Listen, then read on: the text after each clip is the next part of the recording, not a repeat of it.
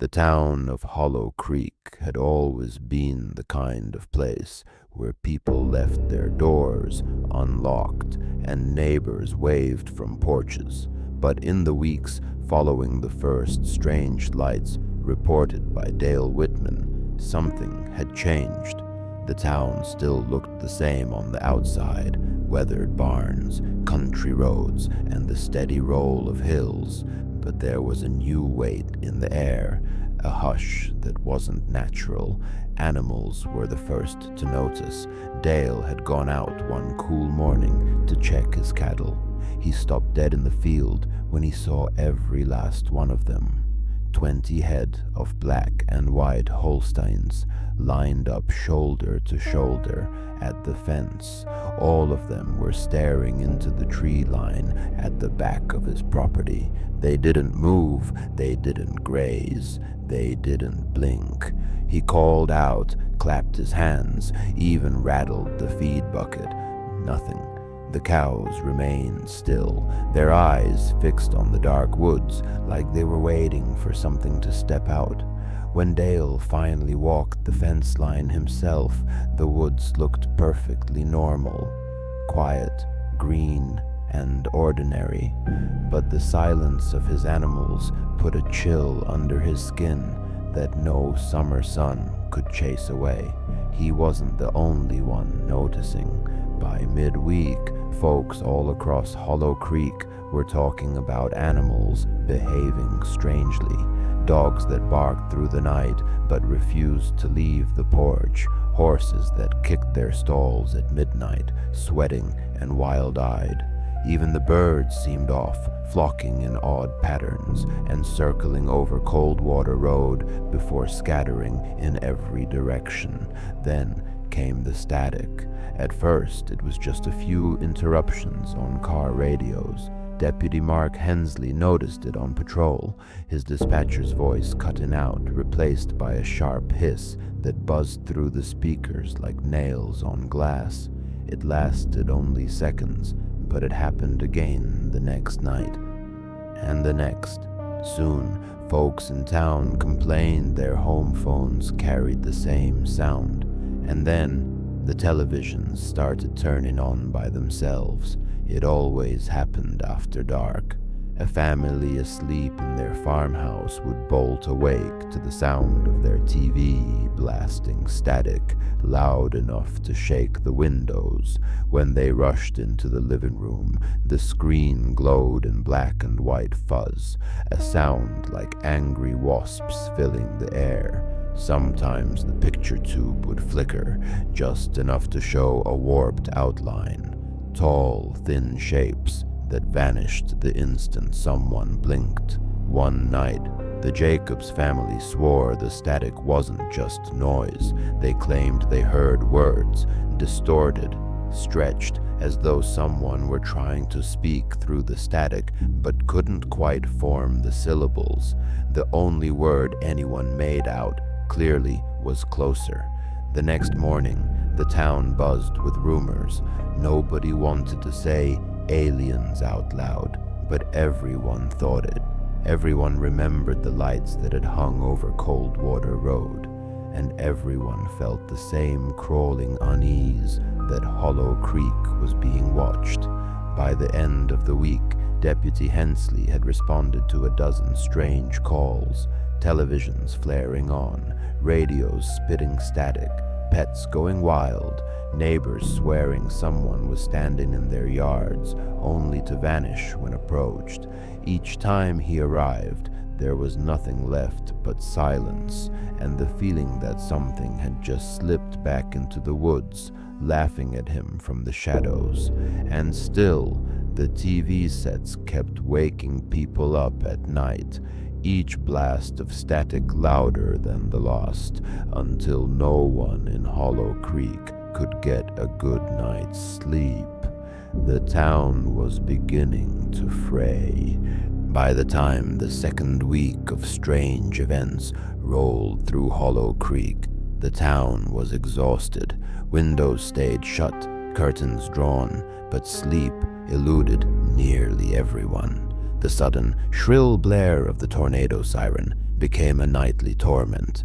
It didn't matter if the skies were clear, the alarm would wail in the dead of night, echoing across empty streets, rattling windows, and setting dogs into frantic barking fits.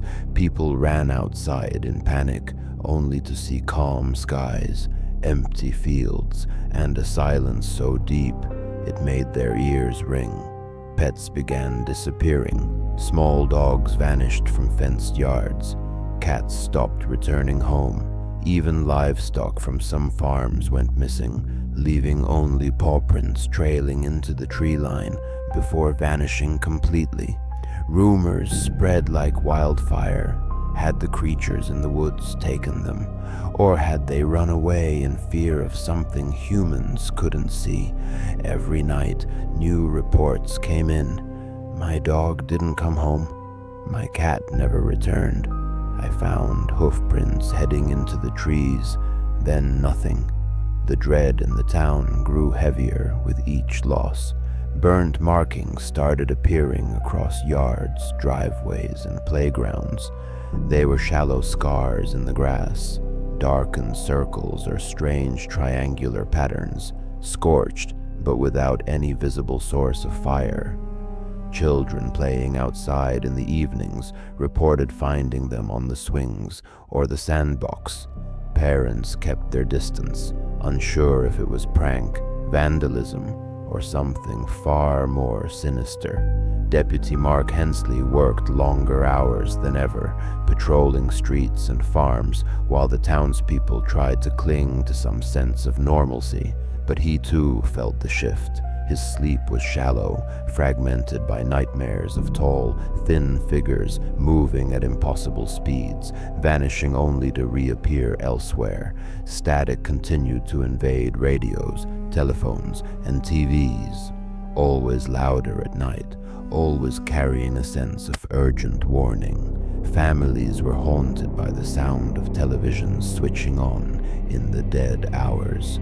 Some described the images as fleeting shadows, twisted silhouettes moving just at the edges of perception. The static that poured from the screens was deafening, often accompanied by what sounded like low, mournful whispers, as though the speakers themselves were trying to speak but could not form real words.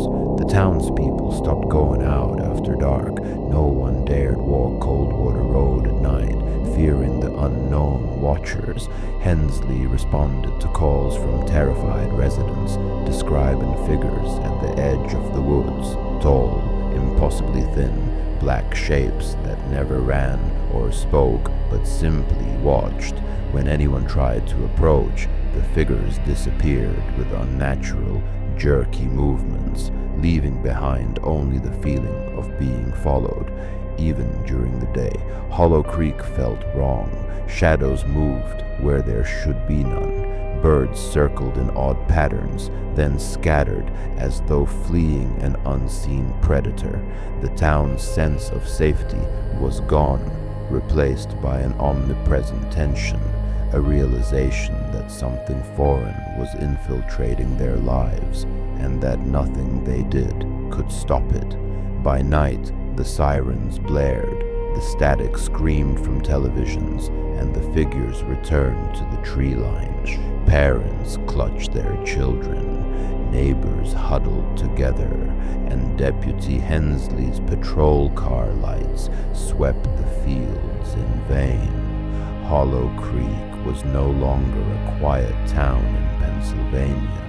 It had become a waking nightmare. For 2 nights, Hollow Creek experienced something almost miraculous. Quiet. The tornado siren didn't wail, televisions remained silent, and the static on radios and phones was gone. Children slept through the night, pets returned to their homes, and even Dale Whitman's cattle seemed calm for the first time in weeks. People cautiously ventured outside in the evenings. Porch lights flickered on, neighbors spoke in hushed relief, and the town began to whisper about hope. Maybe it's over, some said. Maybe it was just a fluke. But the relief was uneasy. Every glance toward the woods along Coldwater Road carried a shiver. The townsfolk, while grateful for the quiet, remained leery, haunted by the memory of the last few weeks. Windows stayed locked, doors bolted, and headlights swept the tree lines whenever someone drove past. No one wanted to admit it, but fear had rooted itself deeply in Hollow Creek. Even Deputy Mark Hensley, who usually had nerves of steel, felt it. While patrolling in the calm night, he noticed the unusual stillness. No frogs croaked, no wind stirred the leaves, no distant cars rumbled along the back roads. Only silence, a silence that felt wrong.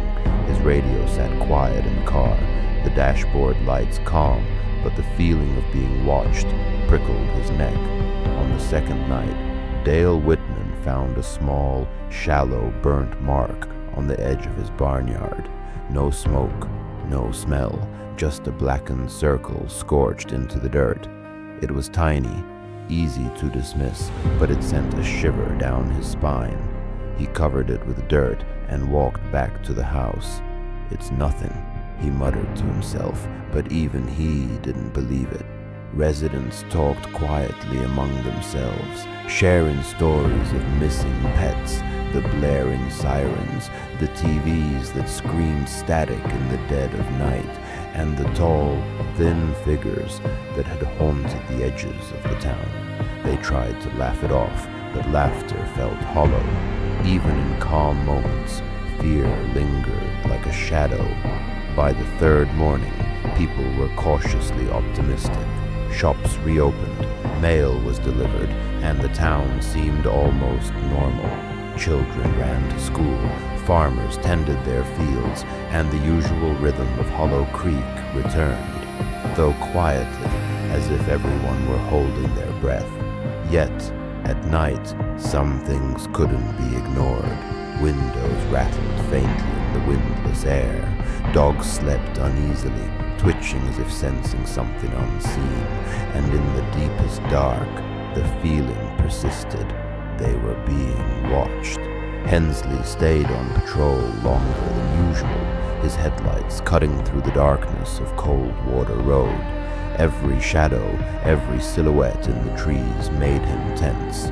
He slowed his car near the old Miller farm, recalling reports of missing livestock and strange lights, and for a moment he swore he saw something move among the trees, something impossibly tall and thin, but when he squinted, it was gone.